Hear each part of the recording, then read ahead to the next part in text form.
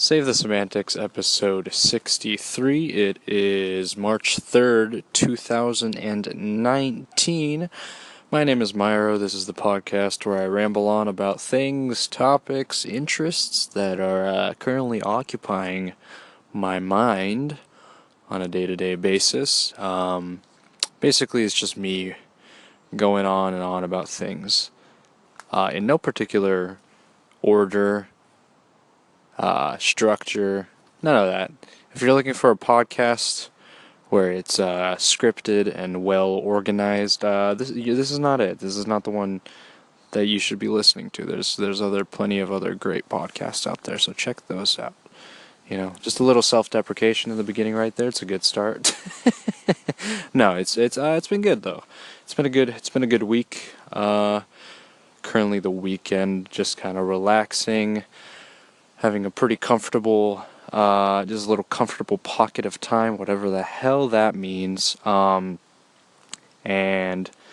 taking the time to just relax a little more. You know, I think I said last episode that I was trying to relax, you know, or maybe I was trying to be more productive or whatever, you know. But you know, I think it's good to take some time to relax as well before going back into the chaos of testing and all that. You know, my academic schedule goes by very quickly, and it's just gonna keep on going at a steady pace of just breakneck speed, and I just need to, you know, just a little time before I head right back on into that. You know, 3 weeks remaining for this current term. Then I'm gonna be. And I'll have spring break, and then I'll jump right back into the fray again. So, you know, a little time for clarity and stuff like that. I know that I've already planned out my classes for the next term, and it's gonna be pretty hectic. Don't know how often I'll be able to do the podcast, just because I just sort of need sort of a space to record these. Don't know if I'll have essentially the time or the you know, the energy, motivation, whatnot to just record however long it is, 25 minutes worth of content, I guess, you know. So but I'll still try to be consistent. I think it won't be necessarily too difficult. I just think it'll just depend on what like mood I'm in, and also like how much time I have at that moment. So yeah, that's that. Went to a soccer game yesterday, and I made the mistake of purchasing a beer for $13. It was just like a can, just a regular. It was like a liter. I don't know. I should know this, but I don't know like liquid measurements at all. I know it's like 16 ounces is like a regular aluminum can, right? So I'd say I bought, I think the closest comparison I can make. So I bought like an Arizona can height of alcohol. It was called a Shock Top. I sound like such an amateur right now, and I am, because I am. I just turned 21, by the way, so that's that. So I bought this Shock Top can of beer for $13.50 or something. It was ridiculous. That 50 cents really added a notch, right? Like, that really changed things. It was ridiculous. I feel like you could probably just buy one of those for like, what, $4? At regular retail prices, but no, you know, it's like everything at a sporting event or whatever has to be just incredibly pricey, because you got to pay off, you know, the employees and all that, and I get that, you know. Stadium events are not cheap. I get that. There's a lot of moving parts and stuff like that. You got to pay all the people. You can't just pay the people that are. You know, you can't just pay the service employees. You got to pay the security. You got to pay maintenance, which is essentially service employees. You know, there's just so many factors that go into it. I get that. I understand. You know, I like, if you break down the amount of money that each person that is working at the stadium gets, they'll probably get like a cent maybe from that $13. That's what I'm assuming. I don't know how many employees the stadium, or you know, the I don't know if it's like one independent company does all the hiring and stuff, but that group probably has to pay, you know, if you break down that $13.50, if you say, okay, if you I'm trying to articulate but I can't. If you say that there are 13,50 employees that are working for the stadium, that means that each person gets like a cent from that sale of a beer, which is pretty good, you know. And if you add up all the beers that were sold, assuming that they were all 13.50, then it's a sizable chunk. It's a sizable amount of money, I'd say. You know, on top of that, they get their wage plus benefits, hopefully, right? So, it is what it is. So, in a way, I'm contributing to charity. So, I think it's all for a good cause.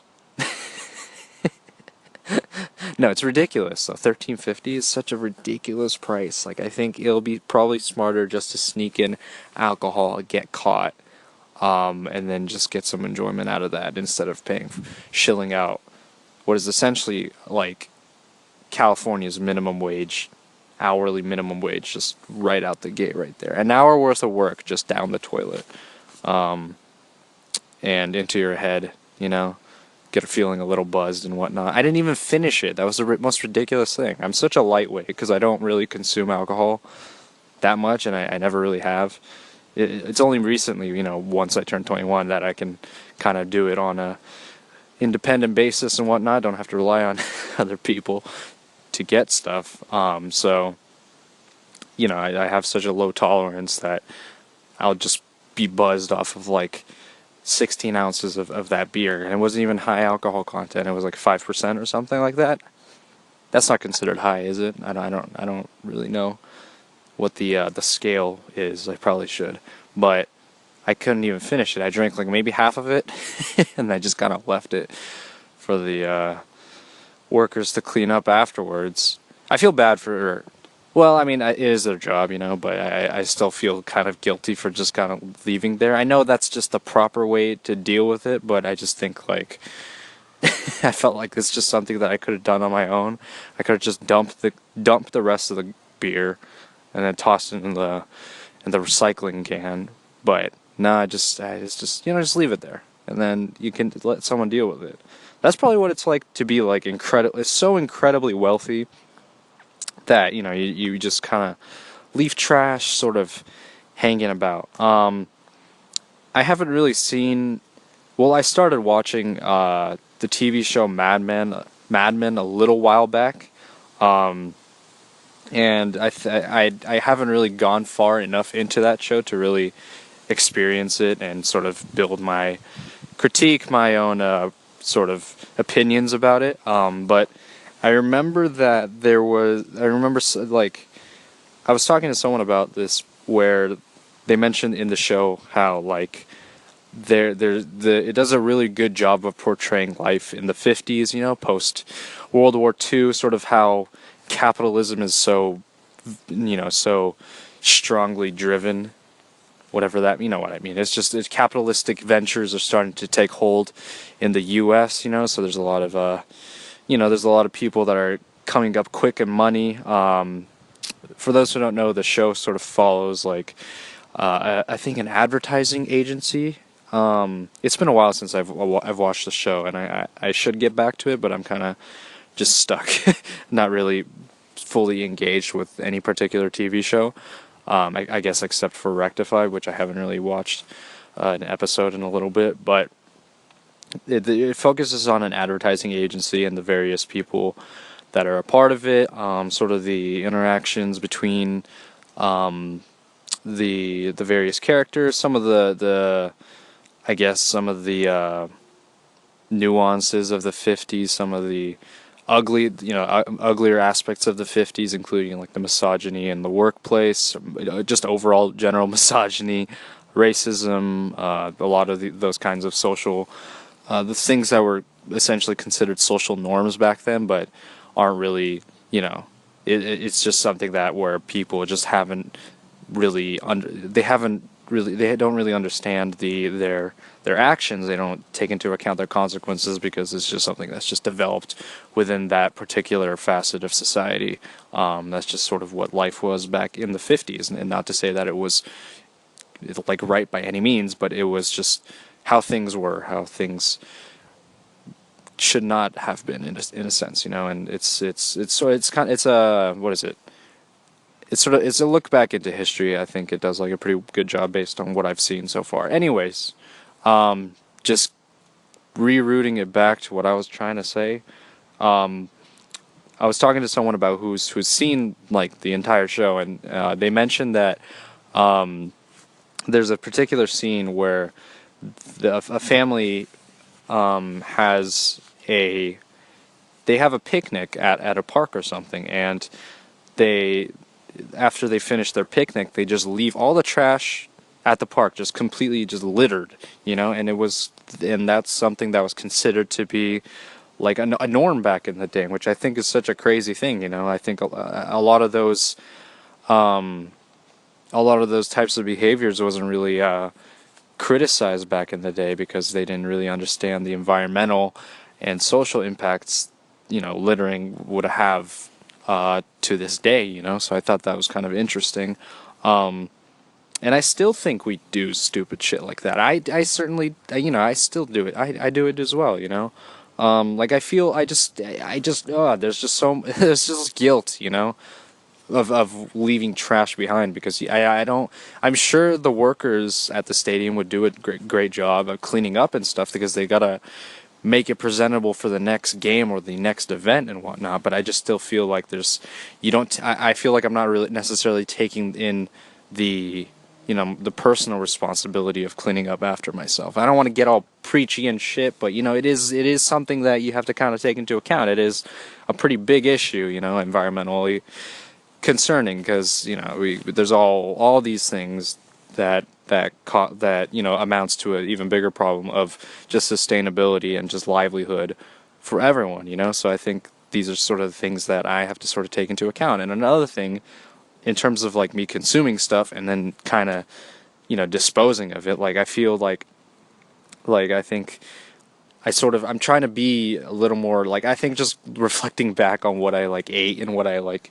consumed within the last week or so, I feel like I'm just there's a little bit of guilt there because I remember like I went Friday and I purchased some Wingstop, and at Wingstop what they do is they put like all the stuff like in this giant plastic, like not plastic, sorry, they put it in a brown paper bag along with like, you know, other it's a, you know, they got the containers and then they got it inside a brown paper bag, and I'm like, that is just so much waste. And like I know like I feel bad because this has to go into the trash because like I think if the paper bag wasn't so greasy, then I wouldn't, like I probably could have recycled it, but it was like greasy, you know. It's got all the French fry oil, peanut oil. It's not peanut oil, it's some other shit. But like, you know, just all that. The sauce, ranch sauce is all over it. You know, the paper containers that holds the wings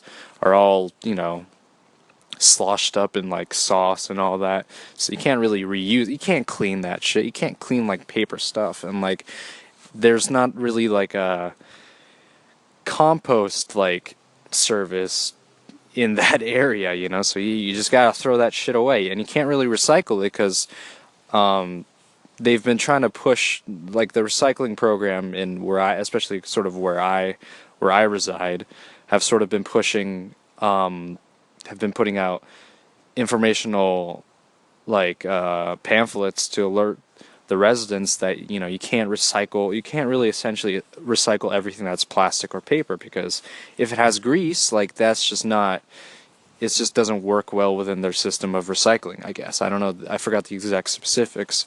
I learned this a little bit in my environmental economics class last quarter, how, you know, this is some of the ways for, you know, to push incentives just to alert people of what they can and can't do, you know. And I think there's some of the it sucks because like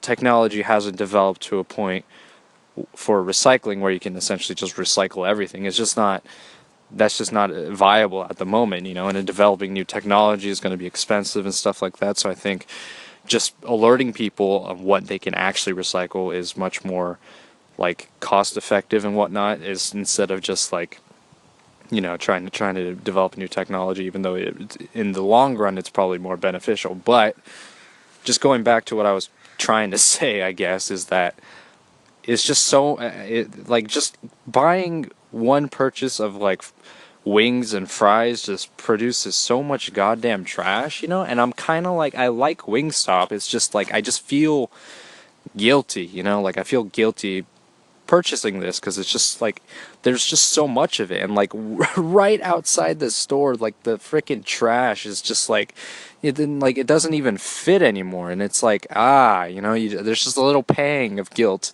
for me, just a little bit, I don't. It does. I'm not. It's not like a boycott to like Wingstop by any means at all. I'm not saying that. I just think like, I think maybe Wingstop should try some other way to, I don't know, present their orders and shit, because it's just so much trash. It's so much. It's a lot. Just go to your. I don't know if it's the case for every Wingstop, but maybe some other Wingstops have developed a better strategy for like presenting, like providing, their food or sending out their food, but like the paper bags are just not. It's not really great. It's not really working. I feel. It's just a lot of trash. So that's just my little ramble on that. But I think sometimes it's like good to sort of take into account like some of the things that you do and whatnot. Like it's just it's hard for like people to be. I mean, I try, like right now I'm sort of reflecting on it because like I was just like, God damn it. I think what triggered it was just like that little, for one, buying that $13.50 beer and then just sort of leaving it behind, like not even fully consumed. That was just more of like a, it was just because of my own like selfish, like kind of like moment there. It wasn't even really that selfish. I think it was just the fact that I paid $13.50 of that. Ah, man. I don't think I'm gonna be ready. I don't think I'm gonna be ready to be going into the world and like buying alcohol anytime soon. I think I'm gonna just stick to like soda and shit, and deal with the health effects of that instead of alcoholism and liver failure. But yeah, it was just some things that I just don't. I don't usually, because like there's just so many other things that people have to worry about on a daily basis, that like throwing away trash is just like the least of their worries, like these huge you know big issues that affect all of us. Like you don't think of that on an individual basis. Like you worry about yourself first and foremost, right? And then you worry about the people surrounding you. So like, I mean, of course you can try to equate environmental hazards to leading to like toxic waste, and then like polluting the water supply and stuff like that. Those are potential hazards for sure, but it's not something that people are going to think about day to day if they aren't, unless they're like working within that sector of like environmental health and whatnot. It's just big stuff that doesn't really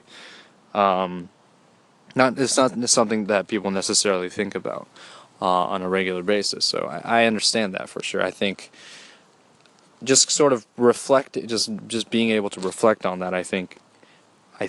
I'm just taking more steps to become, I guess, more environmentally conscious and shit. Of course, because like we've had talks. I think like the our education for the most part, from what I've experienced, has done a decent job of saying like what you can just recycle more and like take care of the environment. There's a lot of trash out there, all these things presented at a relatively young age, and in a way I'm kind of grateful for that, even though I didn't really pay attention all that much.